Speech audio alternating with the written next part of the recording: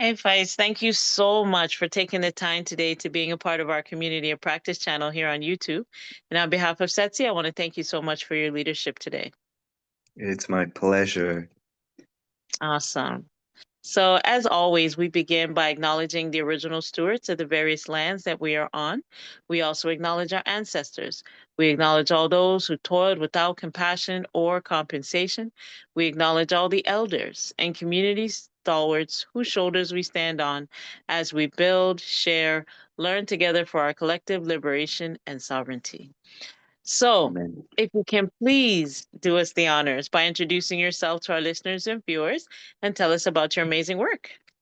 All right, so I'm Faiz Abhuani. I'm founder of an organization, a modest little community of motivated people. Um, and the organization is called Brique by Brique or Brique par Brique because we're in Quebec. And our objective really is to build lasting communities that are founded on mutual aid and love. And we're doing that by building housing, affordable housing, because that's really one of the main things that people in this neighborhood where we're located in Park Extension are struggling with. And we're also building community spaces because people, in addition to having needing a place to live that's secure and affordable, and um, uh, well, sort of like well curated. People also need a place to gather and work and build their lives. And so that's what our community centers are for. Right now, we have our first housing project, which is under construction. We're very happy about that. And we also have a community center, which is operational. It's very small. Um, and the community center is working out very well. It's really dynamic. So we're looking to expand, and we're currently shopping for another location. And that's pretty much what I'm up to, that's what I do. That's amazing. So needed. We know housing is always the hot topic here in Canada. So we thank you for, climbing that tree. It's very tall. Hmm. Okay. So what inspires you actually taking this route? Like what inspires you about your work? It's a big question. What inspires me?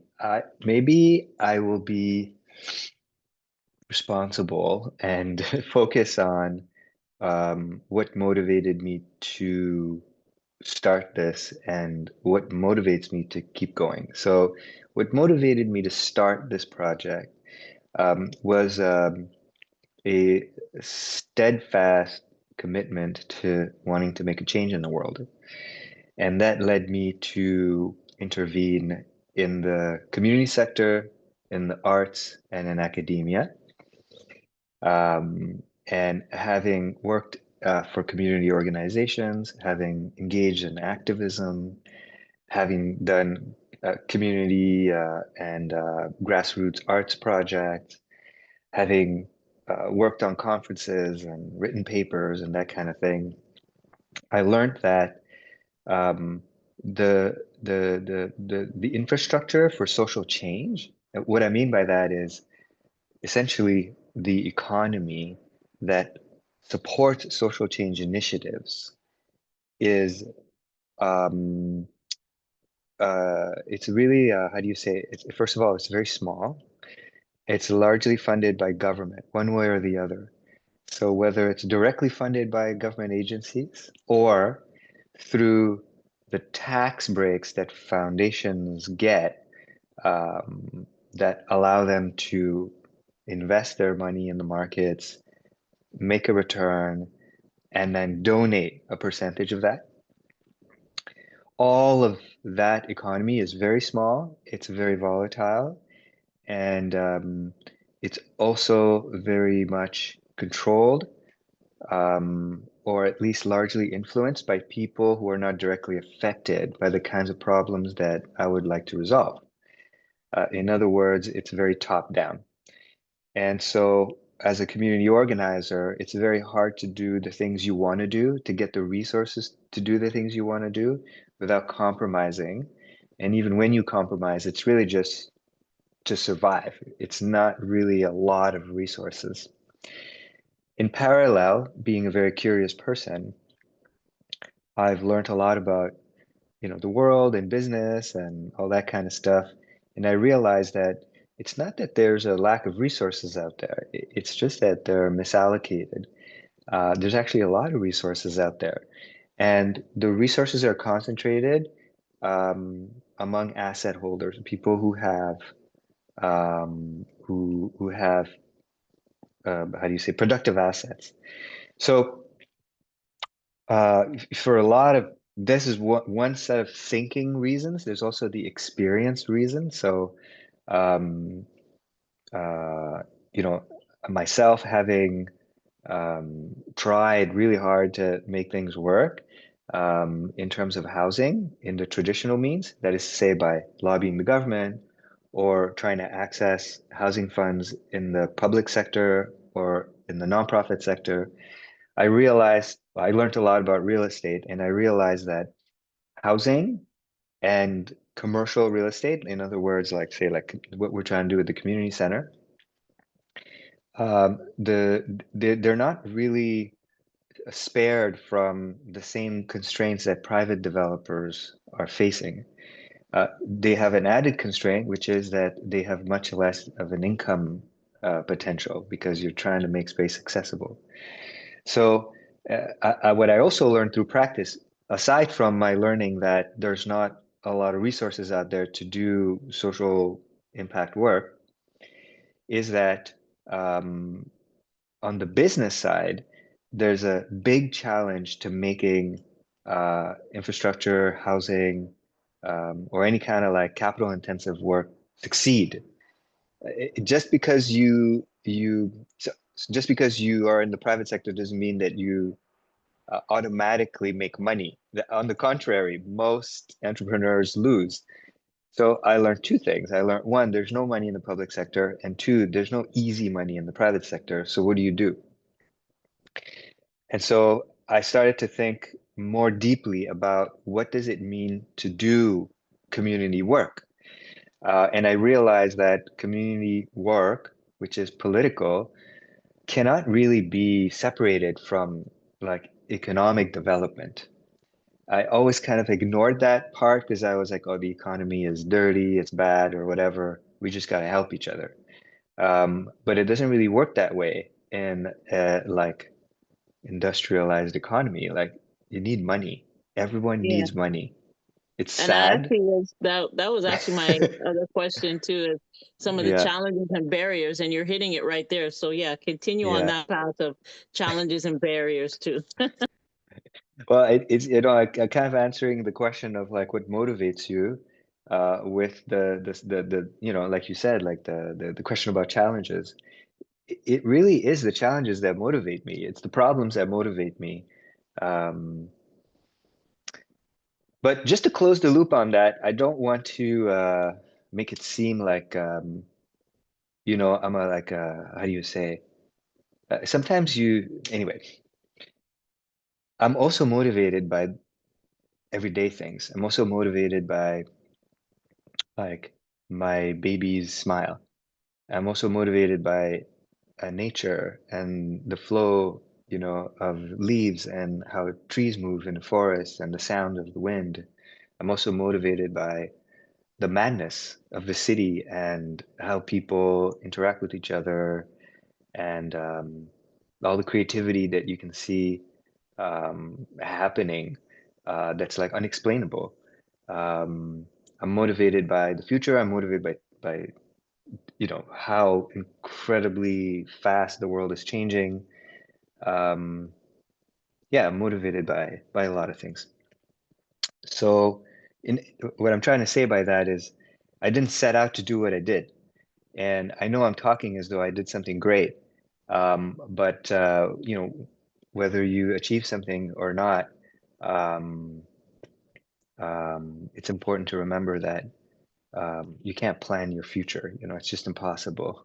So anyway, so to get to the challenges, what are the challenges? That's what you want to know, right? Yeah, challenges and barriers. You hit some already, so Yeah, it is a point, and I love the fact you said, you that's what inspires you too, are the challenges, because yeah, that's, that really helps to drive us and push us, yeah, with the work that you do. Yeah.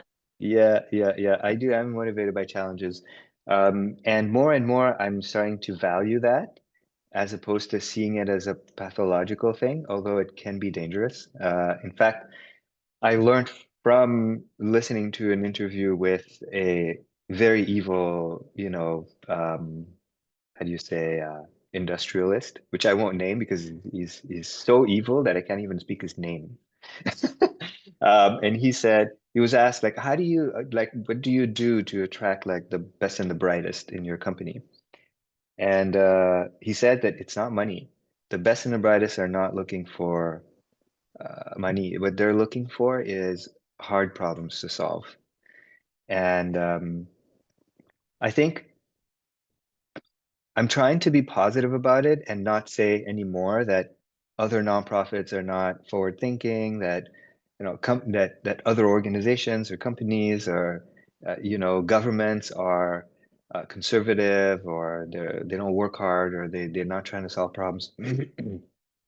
I think everyone is facing like barriers, and you need the motivation, and you need people to validate your experimentation, and also it has to be done in a way that is productive, and that's a big challenge. But yes, I do now really try to focus on attracting people who want to solve complicated problems, um, who don't want to just join the organization because like it's an opportunity to advance themselves, but also but I'm trying to attract people who are mainly focused on advancing like humanity and the world and our sector, and because the world that exists is the world that has been created through like all kinds of energies, and I'm I don't want to like it's hard, it's anyway.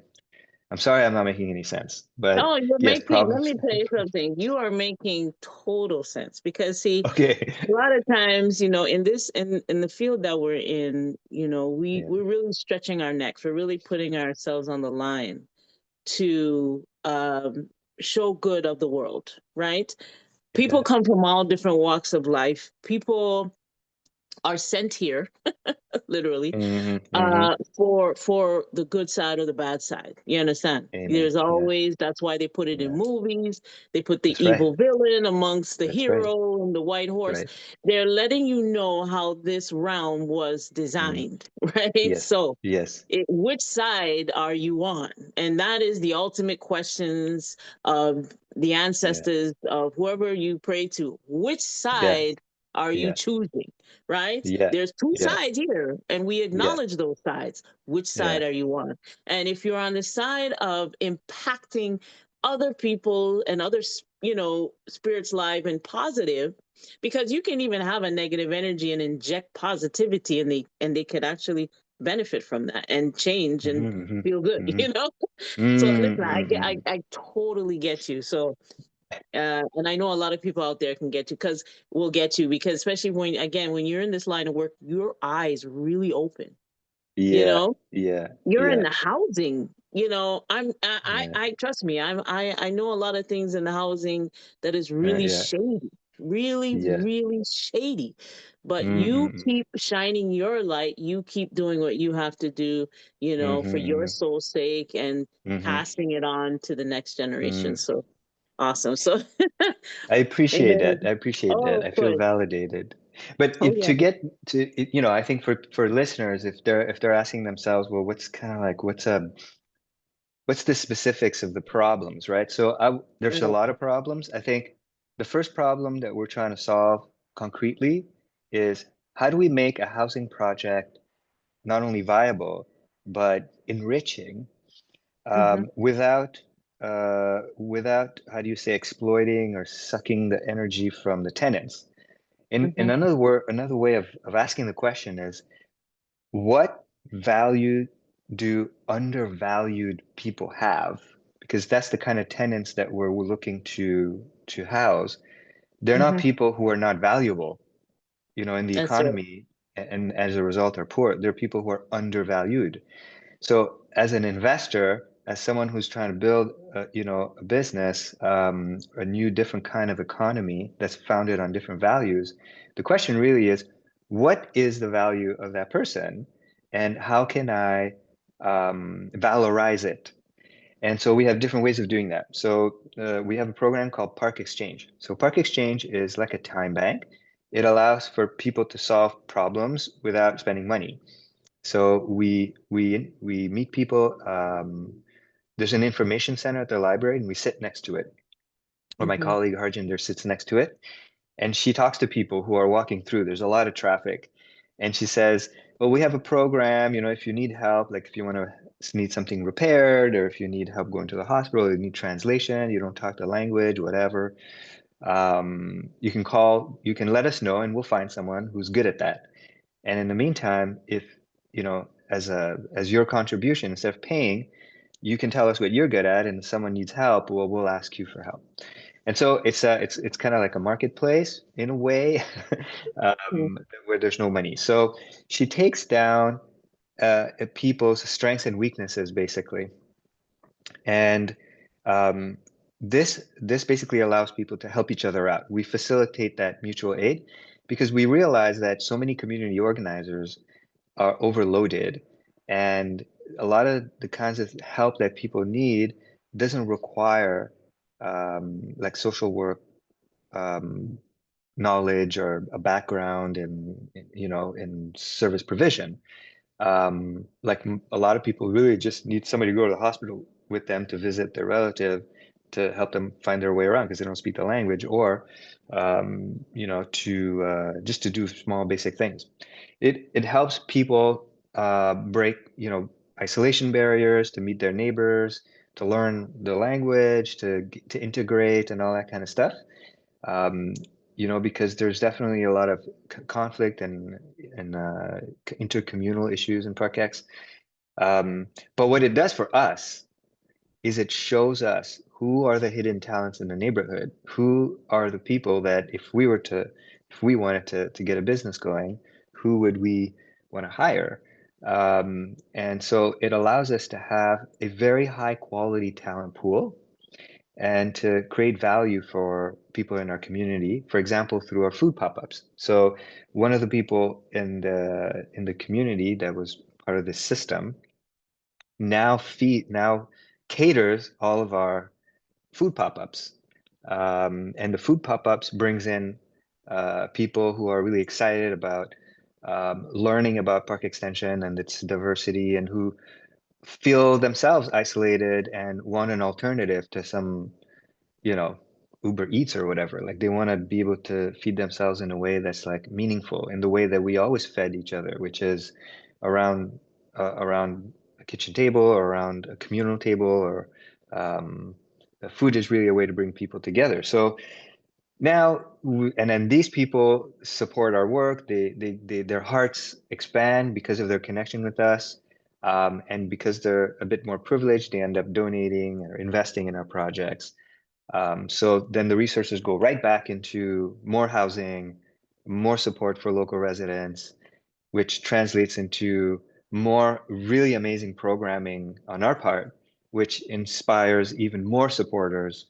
So we're kind of creating this sort of little economy with these three stakeholders, the local residents who are undervalued, who need to work, community organizers that use our space, who want to create great programming and that can because of our community center, and our supporters who are so sad. They are hopeless. They're looking for evidence that the world can be better, and that's what we provide them.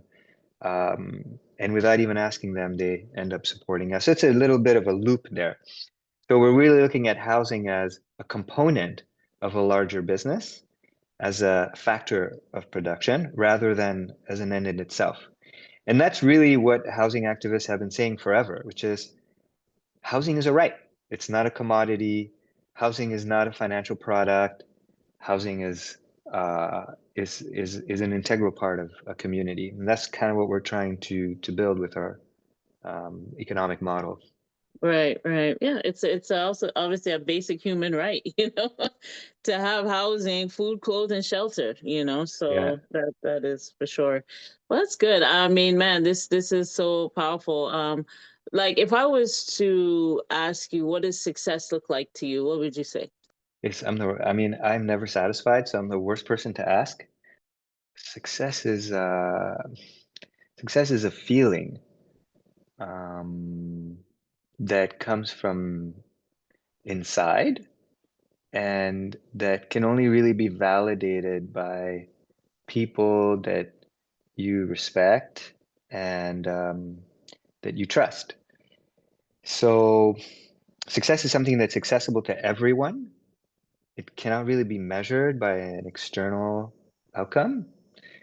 That being said, I think for some people, success is intimately tied to, financial or political, um, you know, outcomes. I think that people who are privileged, who are well networked, who have access, should produce things, right? Because I think that sometimes we, I don't know about now, but over the past 10 years, I've noticed people who can change things decide that they don't want to do anything because, um, yeah, because they don't want to use or access their privilege because it's wrong. Even to do good because your privilege is wrong. And I don't agree with that. I think that we're in a very urgent situation in the world. And those who can should, make sacrifices and do good. So I would say success is probably more of an issue for people who have privilege, but everyone, should, everyone can access success. It really is Right. a very, very pleasant feeling, and it's really nice. It's like a Right. high. Right. Exactly. Exactly. Yeah. Wow, okay, this has been really good. And you know what? This is just like a little teaser of you for us, what we have coming up for our Solidarity Working Group meeting, and so people get to know you more. So I think my last question for you is going to be just your closing thoughts and calls to actions at this time. Look, I mean, there's only so much that I can say. And my team is as they're very different than me. Everybody has their own personality and their own way of telling the story. And I think what I would say is get to know us by signing up to the newsletter because that's the best way to get the information. It's only once a month and it's kind of fun. It's nice to read. It's pleasant. Um, and there's also our socials. So if you just go on www briqueparbrique.com, which is brick by brick in French, briqueparbrique.com, and just sign up to our stuff. You'll notice there's an invest button right now. We're in the middle of a capital raise campaign for our next buildings. Um, it's a great product, honestly. Like I have invested, enormously in that because I really need to get my shit together. I have a baby now, and I want to save money.